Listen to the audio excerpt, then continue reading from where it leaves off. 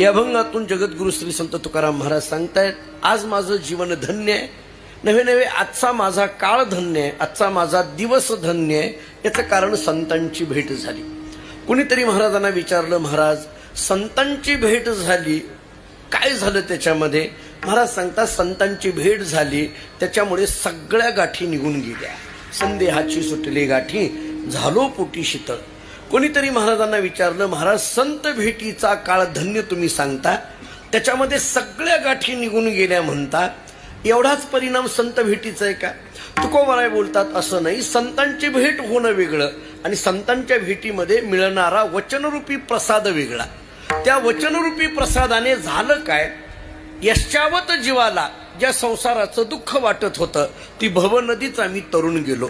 आणि एकदा भवनदी तरुण गेल्यानंतर मानवी जीवनामध्ये येणारं जे मांगल्य आहे, या मांगल्याचं दान एका संतांच्या शिवाय दुसरं कोणीही पदरात टाकू शकत नाही.